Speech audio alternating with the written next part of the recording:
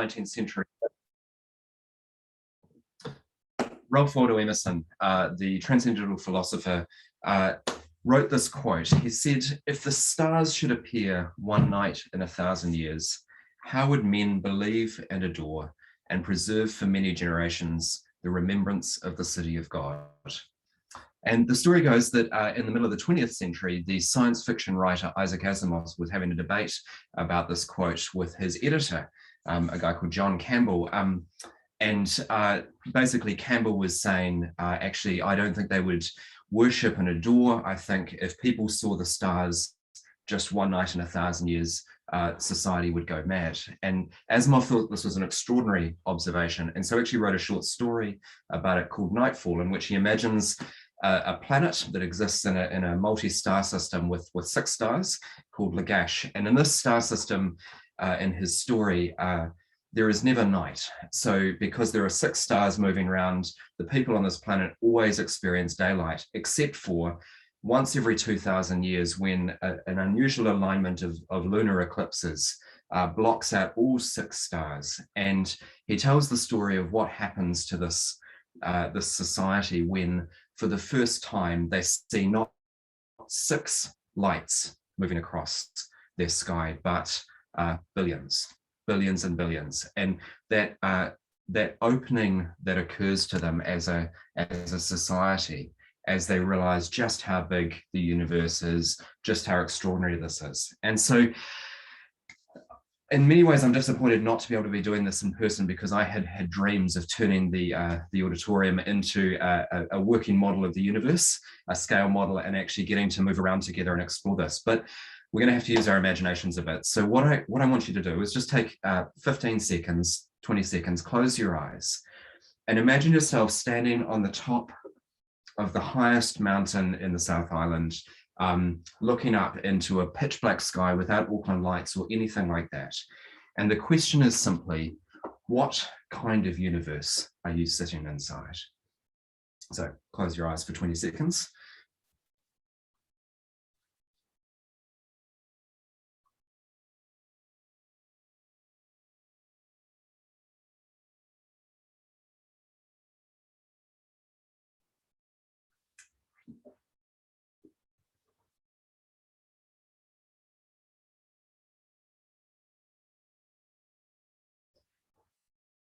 Different emotions might be coming to us. Some of us might be feeling a sense of awe. I don't know if you've sat in ever seen the Milky Way fully spread out without city lights. Some might be feeling a sense of coldness and aloneness, a sense of smallness. Some of us might be feeling a sense of God's deep goodness and embrace. And part of what I want to suggest today is that the way that we think about the universe deeply shapes the kind of story we understand ourselves to be in, the kind of God we understand ourselves to be worshipping. And whatever else Genesis 1 is doing, and it is doing many things in the story of God's Bible, it is certainly setting up our expectations about what kind of universe we live in, what kind of story we live in, and what kind of God we worship. And one of the challenges we have as people, as modern people who know a lot through astronomy and so forth, is that we are aware that the universe is vast and capacious and is full of galaxies crashing into other galaxies and nebula, full of stars exploding and pulsars sending out immeasurable amounts of energy. And C.S. Lewis comments on this in his book, The Discarded Image, in which he compares the modern way of standing on that mountaintop and experiencing the universe versus the ancient or medieval way in his comparison. And he says this, he says, "To look out on the night sky with modern eyes is like looking out on a sea that fades away into mist, or looking about one in a trackless forest, trees forever and no horizon." Then he compares it to the medieval mind, the way that the Christian imagination worked for 1,000 years. To look up at the towering medieval universe is much more like looking at a great building. The space of modern astronomy may arouse terror or bewilderment or vague reverie. The spheres of the old present us with an object in which the mind can rest, overwhelming in its greatness, but satisfying in its harmony. And what Lewis is pointing to is the fact that throughout history, people have thought about the universe in very, very different ways and imagined it in very, very different ways. And for most of that 1,000 years of the medieval imagination, we built cathedrals that were designed to mimic this picture of the universe. If you go into a properly decorated European cathedral, you will see the stars painted on the ceiling. These are buildings deliberately designed to create a model of the universe in which there are side chapels for different kinds of worship through different seasons. And what a number of historians, theologians, and others have commented on is that these medieval cathedrals are inviting people to see themselves inside the universe in a very, very particular way. This is, as Lewis said, a warm, light-filled universe that God has created, in which we look up at the stars and we see not vast silence and coldness and blackness with exploding pulsars, but a series of nested spheres of light that God has created. And so that's why when C.S. Lewis writes his science fiction trilogy, for those of you who've read it, as he paints them going through space in a spaceship, it's not cold, empty void. He describes music and warmth and light and the effects of the solar wind on the spaceship and all of these other things. And for much of history, people have imagined the universe in different ways and built these into their places of worship. This is a Baroque cathedral in which, again, it's a deeply storied universe and a deeply light-filled universe. And so, for ancient minds, the universe also worked in this way. And so most of the cultures surrounding ancient Israel told themselves particular stories about the universe, in which the way that their gods create the universe sets up their expectations as to what kind of world they live in, what kind of creation and what kind of cosmos is around them. So the Enuma Elish, which is the story of the ancient Babylonian cultures, the creation story begins when the heavens above did not exist and earth beneath had not come into being. Then a number of passages down, the great God created mankind, on whom he imposed the services of the gods and set the gods free. And in the Enuma Elish, the universe comes into being because of a massive war between the gods. In this war, multiple different gods fighting each other, a family of gods representing the sun, the moon, the stars, various other bodies in the heavens. Ultimately, these gods go to war against Tiamat, the chaos serpent who represents darkness and void and disruption. And Tiamat is killed, and Tiamat's body is split in half. One half becomes the upper canopy of the sky, the other half becomes the roiling waters of the ocean. And out of that, they rise dry land. And in the dry land, the gods in the Babylonian creation story create a city. In the middle of the city is a garden, and in the middle of the garden, the gods put an idol to the great god, and that idol comes to represent the king of Babylon, and the idea is that in the middle of this garden city of Babylon, here is this person or this figure who you look to in order to understand who the rest of how to worship the gods and who God is like. And when we see the role of human work in this story, after all of this chaos fighting, all of this warfare to create the world, the gods are exhausted, and so the gods create mankind, on whom they impose the service of the gods in order to set the gods free. And so the story starts to frame, if you like, the way that the Babylonian worldview works, that you have this city of Babylon, which is the center of the world. At the heart of it is this garden palace in which the figure of the king lives. If you want to see who the gods are, you look towards this figure, towards Marduk. If you want to understand the role of humanity within the story, humanity's work is about bringing rest to the gods because they are exhausted from bringing the world into being. And there are multiple examples of this kind of story in the ancient world. The Egyptian narrative is not dissimilar in many ways, and there are different variants of that story, but most of them center on the idea that the gods plant a garden. There is a river, the Nile, that runs through it, And at the center of the garden, they put one figure made in God's image, the figure of Pharaoh. And if you want to look to see who the gods are, who Ra or Amun are in the Egyptian various versions of the stories, you look at this figure, Pharaoh.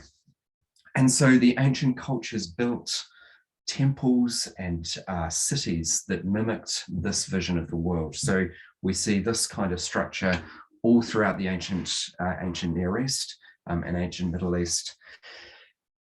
Outer courtyards that represent the whole of the world, and as you move up and in, you're moving into inner heavens.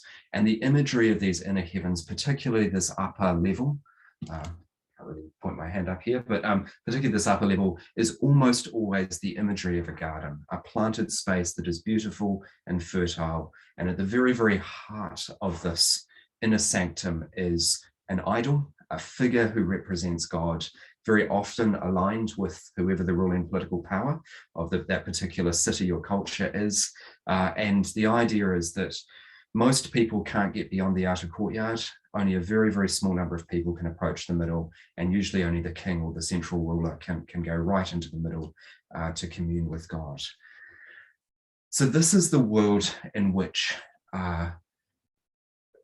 the people of Israel, having come out of Egypt, having spent 400 years living, hearing a lot of stories like this, being surrounded by multiple cultures that are all telling different versions of this kind of story, that the world is a temple, that temple has been built by the gods in order to draw humanity into worship them, and that humanity is invited into a particular kind of relationship with God, with the world, with history, as a result of these cosmic structures and the kind of world that we live in. And then we have this group of slaves, people for whom the very labor of their hands has been turned to building cities for Pharaoh's glory for 400 years. They are taken out of Egypt. They go through these dramatic series of events, which we'll come back to. And they are told by Moses a particular story that we have recorded in this extraordinary, beautiful poem at the start of our Bibles in Genesis 1.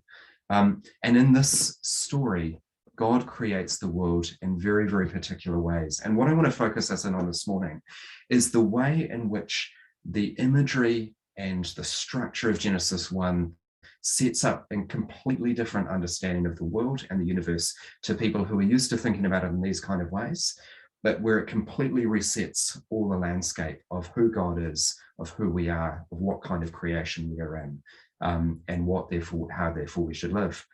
And so, as you know, Genesis 1 really has 6 parts reflecting 6 days. God creates over 6 days, and in the first 3 days, he separates.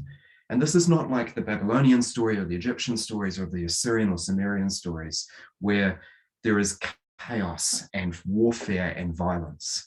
In this telling of the story, God creates by ordering the world very, very peacefully. He simply speaks, and light and dark separate, sky and sea separate, and land and water separate. And then in the next 3 days, God fills each of these divisions with all of the stuff of the created world. He fills the light and dark with sun, moon, and stars. He fills the sky and sea with birds and fish. And then on day 6, he fills the land with all kinds of plant life and land animals. And unlike the gods of the Babylonian story or the Egyptian stories, where they are exhausted at the end of this warfare, at the end of the creation of the world, this God in this story is not exhausted, but has created a world that is ordered and full of life. And now on day 7, as we read in Genesis 2, those first 3 verses, steps back to rest. And on day 6, we have this other moment in the story, in the very heart of creation, after setting the structures, if you like, of this cosmic temple that different scholars have pointed out is definitely going on in Genesis 1. with the roof and the walls and the various other parts of it, all the different lights that would be illuminating the inner part of a temple. God creates at the very heart of this cosmos a garden, and in the heart of that garden, he creates very, very particular beings, Adam and Eve. God creates man in his own image. In the image of God, he created him. Male and female, he created them. And God blessed them, and God said to them, be fruitful and fill the earth and subdue it, and have dominion over the fish of the sea, and over the birds of the heavens, and over every living thing that moves on the earth. And so now we have these beings made in God's image. The Hebrew word is the same word as we would have for idol, placed in the very, very heart of this cosmic system, as not objects of worship, but as the things that you look to, the beings that you look to if you want to see who God is. And these humans have been given a very particular kind of task. Similarly to the story of Babylon, this is a task that involves human work, but not human work to relieve the stress or the exhaustion of the gods, but human work that is participating in God's creation. So extraordinarily and uniquely in ancient creation narratives, Genesis frames humanity as participating with God. And so just as God has ordered in 3 days the universe and then in 3 days filled the universe, so now he tells humanity, you participate, be fruitful and multiply, fill this earth with more and more life, and order it, have dominion over this part of the earth, and you rule with me as if you like vice regents on earth. And the image we're getting is the sense that God, having created a perfect but incomplete universe, planted a garden right in the very heart in which he chooses to meet with his people, is now inviting humanity to expand this Eden out into the rest of the world. And so humanity has a particular task to go out and to continue God's work of creating the world, which sets so much of the expectations of the biblical story. And so right at the heart, we then have humanity sitting in Eden, this glorious and beautiful garden. And obviously, as you know, the story sets up so much of the drama of the story of the Bible. Several things I then want to say. The first thing is to say that the very first people who hear this story, as far as we know, are people who have just come out of slavery in Egypt. They have heard they have seen this God in action, and they have seen him do a number of incredibly dramatic things. And as they are drawn into the desert and wandering in the desert, God giving them a new law, part of that law is to create a tabernacle, a place that God travels with them in the desert. This is a modern recreation. It's fairly modest, and as it probably was. I would have loved to recreate this in the heart of Lincoln Road of the chapel, but it turns out finding porpoise skin is really difficult. But the sense in which the structure of the tabernacle and later the temple is reflecting this cosmic order that's been set up in Genesis 1. So the very first thing you encounter as you walk into this is the sea, this big bronze bowl full of water in which you have to pass through it in a metaphorical sense or in a ritual cleansing sense. And then from there you come into this multi-layered structure in which we move from the holy place to the Holy of Holies, with at different points the imagery of the candles representing the lights of the firmament, the table, and as we move into the Holy of Holies, when you read the descriptions of how it was decorated in Exodus and Deuteronomy and elsewhere, we see all the imagery of garden, pomegranates and leaves and so forth, designed by those craftsmen who some of those first people filled with God's Spirit to do the work of his hands on the earth. And they designed this inner sanctum to represent all the imagery of Eden. So that sense of there's a sky above, it's a blue fabric. There are these lights on the side of the temple, or at least somewhere in between. And then as you part that curtain, if you're the high priest going into the very holy of holies, you are entering into Eden itself, going into that place that since the fall had been separated out from humanity. And so throughout Israel's story, then we have this set of expectations created by the creation narrative that frame how Israel understands who God is and their role in the story. In the temple itself, when it's built with Solomon and later rebuilt under Ezra and Nehemiah and the return from exile, the same kind of cosmic structure is being replicated in the building itself. A holy of holies at the very heart, with a holy place around it. Again, all the imagery of Edom and of this kind of the sense that what we are walking into as the high priest comes from the outer courts through in is walking through a built model of the way that the universe works in the imagination. And at the very heart of these temples is not a single idol, not a piece of wood or bronze or gold or stone representing who God is, because at the very heart of the story that's been told to us is that God is not the kind of God who can be represented by non-living rock or wood or stone, but this God is the God who will only be represented by living, breathing images of God. And so all the way through then we have this kind of way of understanding the world, way of understanding the cosmos reflected in Israel's story. So again, the Genesis 1 account is a story that is told initially, most probably, to people who have just experienced the exit from Egypt. And all of the imagery of that exit is reflected in the story of the Exodus. So again, the God who creates the world by parting waters now draws a new people into being by parting the Red Sea. The God who plants a garden and invites humanity to dwell with him and meet with him in the cool of the evening is drawing them into a land that is increasingly described as a new Eden. That sense in which this becomes not just the mental structure of the creation itself and of cosmos, but actually the mental structure in which all of Israel's story is understood. If you fast forward to the end of the Old Testament with all that imagery of the latter prophets and particularly the books of Ezekiel and Zechariah, again, we see the same themes and images coming through. In Ezekiel, particularly the latter third of Ezekiel, you have that extraordinary image of the mountain of God that is also smushed in with the temple of God, that is also somehow the city of Jerusalem and the hill of Zion, that is also somehow a garden out of which rivers flow. And this is not just a picture of God's return to earth, but a picture of how God will reorder and restructure his whole cosmos at the end of creation.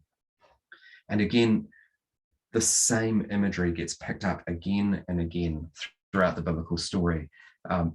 In John, that part of the gospel account that is so deeply shaped by creation, we have that very, very final scene just before Jesus meets with his disciples, just after the resurrection, when Mary rushes into the garden to anoint the Lord's body.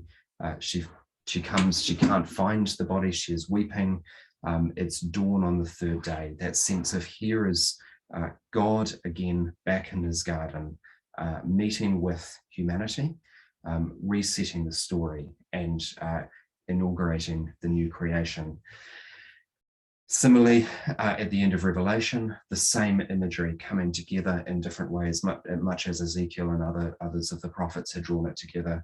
That what the new creation looks like is the fullness of Eden, the fullness of Genesis 1 coming together. This is a cosmic world where God is returning now, not just with a garden, but with his garden city, returning to the surface of the earth to dwell with his people, reorder the universe, put everything to rights.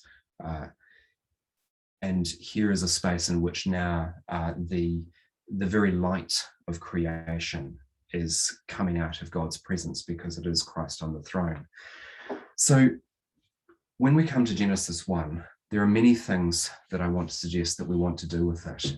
But the first and most basic is to suggest, or is to say, that Genesis 1 is setting up this kind of universe, a universe in which we are in awe of the kind of God who would create not out of a need and not out of violence and warfare, but the kind of God who would create a universe that centers on his own self and centers on his own control and sovereignty.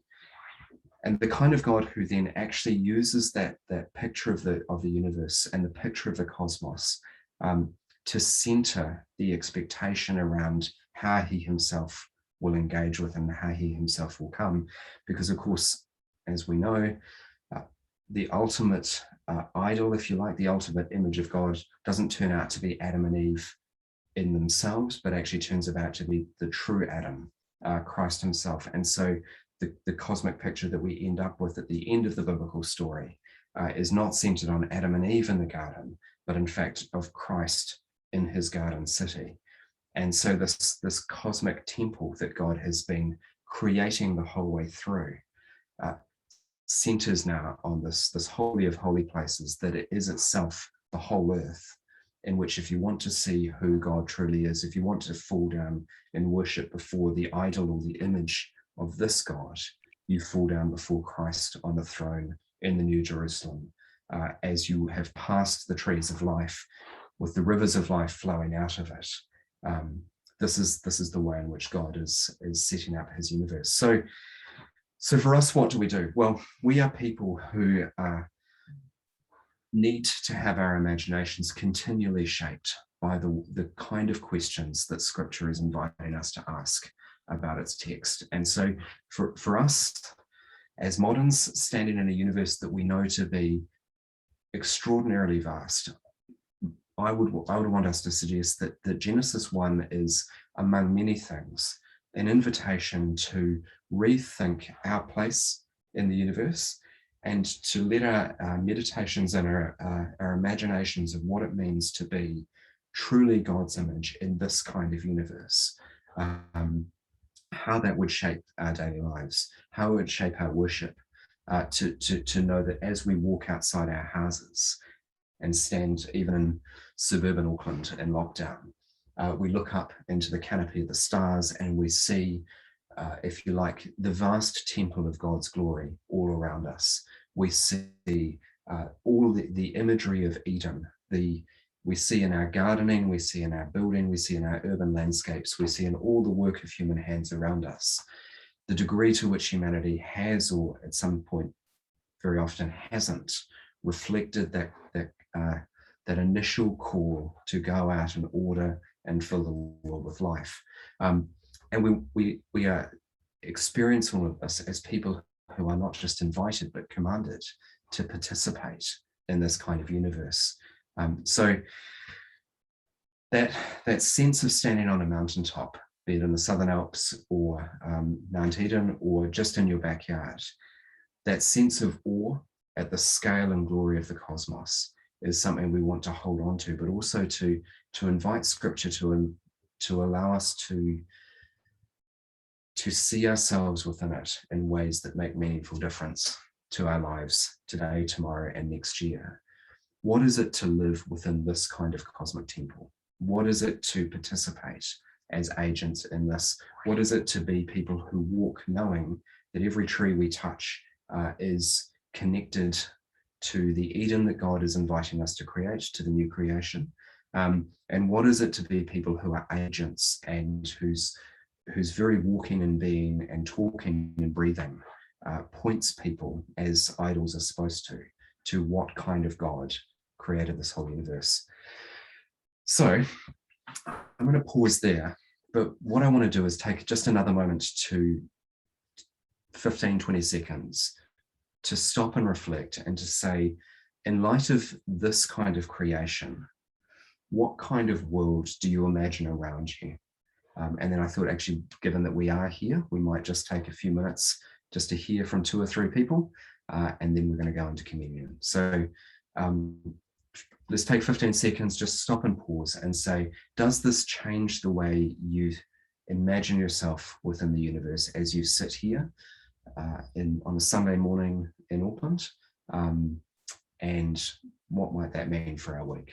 So I'm going to stop there. We'll take 15 seconds. And then if 2 or 3 people have any responses, I'd be delighted to hear it.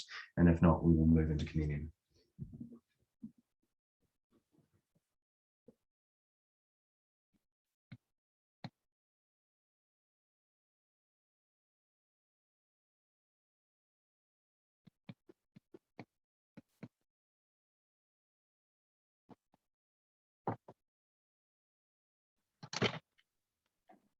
Thanks, Roshan. It's really comforting to be in an ordered universe and just to see the design not only in the universe itself, but in scripture. Yeah. So thanks for that.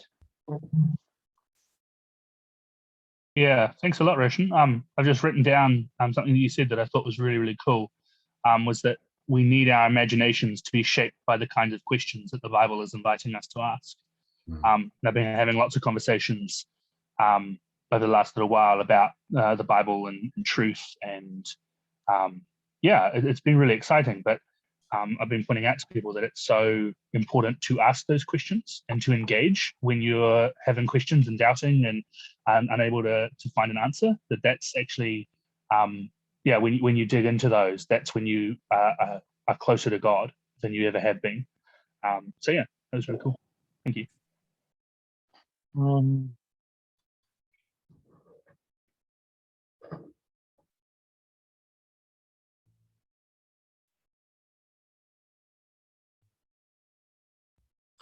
I'll stop sharing my screen.